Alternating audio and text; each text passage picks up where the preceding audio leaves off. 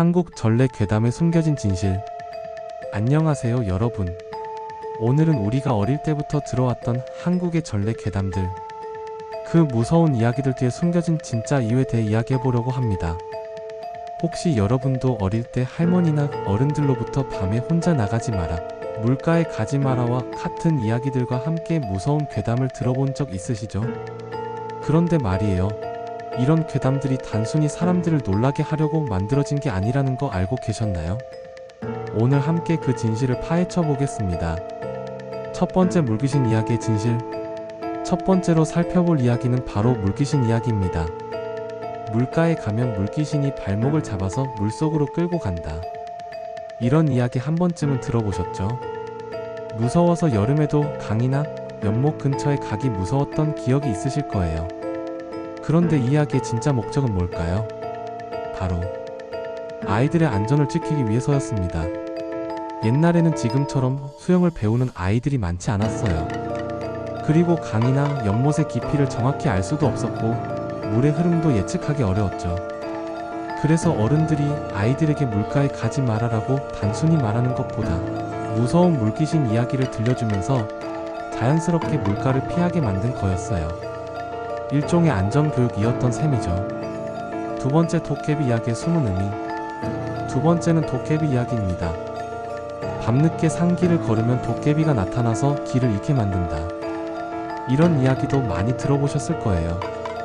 도깨비 불이 나타나서 사람을 홀린다거나 도깨비가 장난을 쳐서 집을 찾지 못하게 한다는 이야기들 말이에요. 이것도 사실은 야간 안전을 위한 경고였습니다.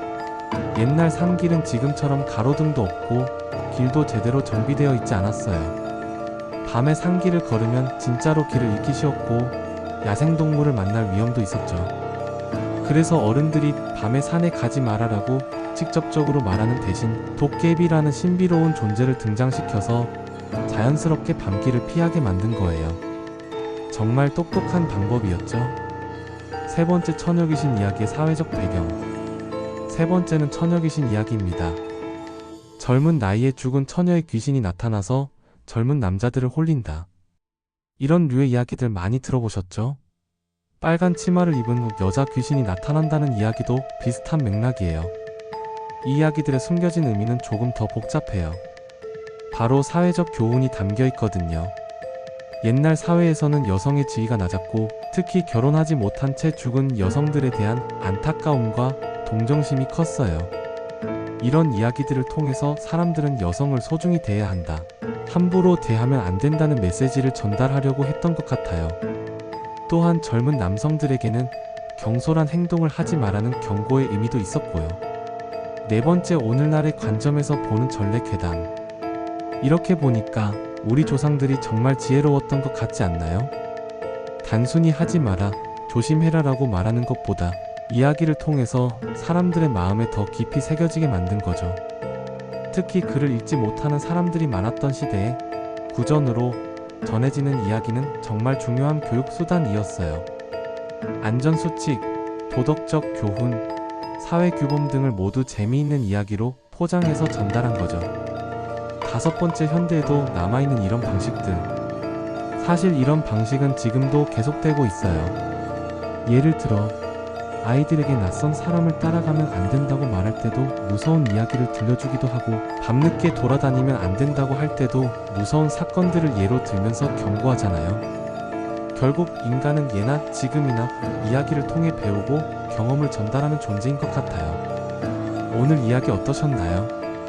어릴 때 무서워했던 괴담들이 사실은 우리를 보호하고 가르치려는 조상들의 사랑이었다는 게 정말 신기하죠. 다음에 누군가가 옛날 무서운 이야기를 들려준다면 한번 생각해보세요. 이 이야기가 정말 전달하고 싶은 메시지는 뭘까? 하고 말이에요.